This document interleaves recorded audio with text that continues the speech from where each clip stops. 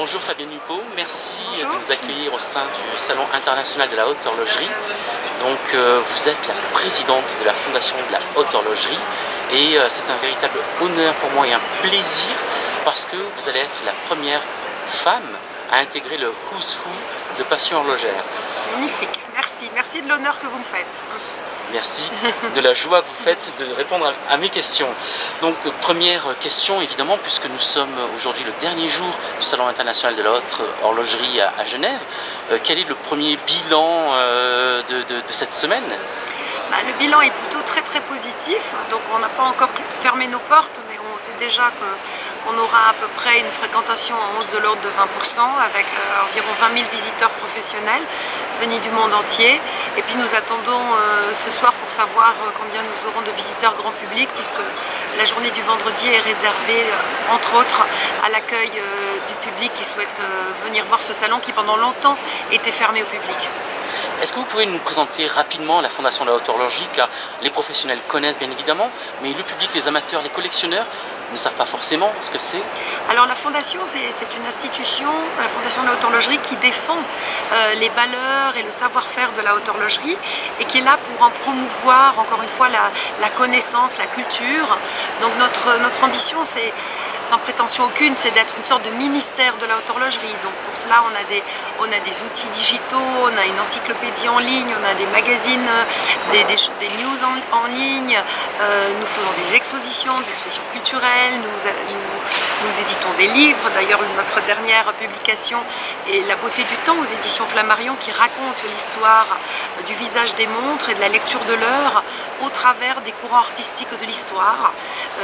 Donc nous sommes vraiment encore une fois comme une corporation qui fait la promotion de ses savoir-faire pour augmenter la désirabilité de la haute horlogerie dans le monde auprès de tous les publics. Madame Lupeau, donc j'imagine que vous êtes une amatrice de la haute horlogerie, de la belle horlogerie. Quelle montre portez-vous au poignet? Alors aujourd'hui, je porte une Piaget Altiplano, qui est une montre extra plate, qui est un modèle masculin en fait. Mais je pense que ça c'est mon côté un peu masculin justement. Est-ce que donc du coup vous possédez plusieurs montres? Quelle serait pour vous la plus belle réussite horlogère? La plus belle réussite horlogère, vous voulez dire la mienne ou la plus belle réussite horlogère? C'est le SIHH. C'est le SIHH. C'est le Salon international de la haute horlogerie qui a 28 ans cette année, et pour ma part, j'en suis à mon 20e salon. Est-ce que vous aimez les complications horlogères? Et si oui, quelle est votre complication préférée? Alors oui, comme toutes les femmes, dirait l'autre, j'aime les complications, et les complications horlogères aussi. Mais j'allais dire, ce qui me touche encore plus en fait dans la haute horlogerie, ce sont les artisans d'art, tous ces gens qui travaillent notamment à rendre encore plus beaux ces mouvements exceptionnels, très techniques, c'est-à-dire les gens qui travaillent dans la gravure, dans le sertissage, dans la décoration des mouvements, des cadrans, dans l'émaillage. Il y a des métiers extraordinaires, des savoir-faire incroyables, et moi ça c'est des choses qui me touchent beaucoup, qui m'éblouissent vraiment.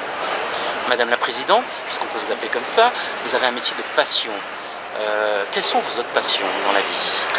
Alors, mes autres passions, malheureusement, pour avoir des passions, il faut avoir beaucoup de temps. Et je n'ai pas beaucoup de temps, mais si j'avais un peu plus de temps, je me consacrerais davantage à une passion que j'ai eue pendant longtemps et que j'ai encore, mais que j'ai mis un peu de côté, c'est le théâtre. J'aime beaucoup le théâtre, j'aime faire du théâtre et j'aime aller au théâtre. D'accord. Et quel est votre acteur fétiche? Mon acteur fétiche de théâtre? Oh, c'est difficile, je dirais c'est plutôt des personnages, et c'est vrai que voilà, pour rester très classique, j'aime beaucoup le théâtre de Molière. D'accord. Le Salon international de la haute horlogerie, évidemment c'est la haute horlogerie, mais c'est aussi le luxe. Quelle serait votre définition du luxe? Alors la définition du luxe, c'est ce que je vous dis un peu, c'est le temps pour moi, c'est l'espace aussi.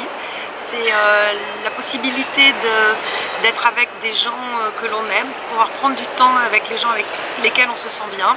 Et le luxe, c'est pas forcément de posséder des objets.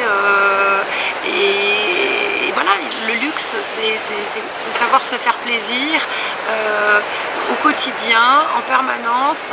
Et c'est vrai que je pense que le temps et l'espace, ce sont des valeurs indispensables, en tout cas à mon luxe. Est-ce qu'il existe un personnage historique ou contemporain qui vous inspire ou qui vous a inspiré à un moment de votre vie?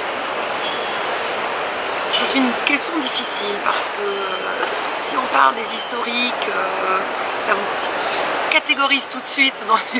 Et puis si on parle des vivants, ceux qu'on n'a pas cités vont vous dire mais c'est pas moi qui t'inspire. Donc c'est un petit peu compliqué. J'ai pas vraiment de... Vous n'avez pas de mentor? Non. Pas de... Alors si, j'ai des mentors. D'abord j'ai des mentors, les premiers c'était mes parents. Et après j'ai eu des mentors professionnels et notamment le dernier c'est Franco Coloni qui est une grande personnalité de la haute horlogerie et un monsieur extrêmement cultivé, extrêmement fin, extrêmement brillant et avec lequel je travaille depuis 20 ans et j'espère encore pour longtemps. Donc, mais après voilà, personnage historique, etc. Je ne suis pas très fan, voilà, je n'ai pas une âme de fan. Voilà. Est-ce que, au sein de la Fondation de la Haute Horlogerie, vous dirigez une équipe de combien de personnes?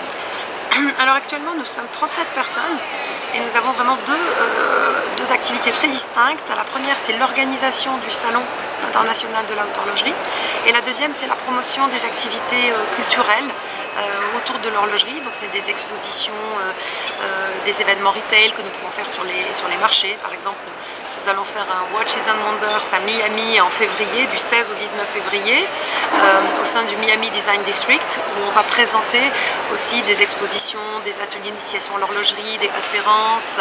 Donc on a vraiment cette démarche de porter la bonne parole de l'horlogerie dans le monde. Donc ces activités représentent aussi une partie importante de la Fondation, et notamment aussi les activités de formation. Parce qu'effectivement c'est important de former les personnels de vente et de représentation. Et c'est vrai, surtout aujourd'hui à l'heure où les clients sont extrêmement éduqués, extrêmement savants. Et donc voilà, donc la Fondation de la Haute Horlogerie a aussi une mission de transmettre ses connaissances et de porter ses savoir-faire aussi au travers de programmes d'initiation, de formation et de certification. D'accord. Et donc avec cette large équipe, justement, vous travaillez dans ces deux directions. Et quelles sont les qualités que vous appréciez justement chez vos collaborateurs? Alors pour moi, la qualité principale, j'allais dire, c'est la loyauté et la fidélité. Voilà. Une fois qu'on est loyal et fidèle, on peut tout faire. Madame Lupeau, dernière question qui est essentielle à l'heure du SIHH. Quelle heure est-il? Effectivement, il est 15h21 à ma Piaget Altiplano. Merci beaucoup. Merci à vous.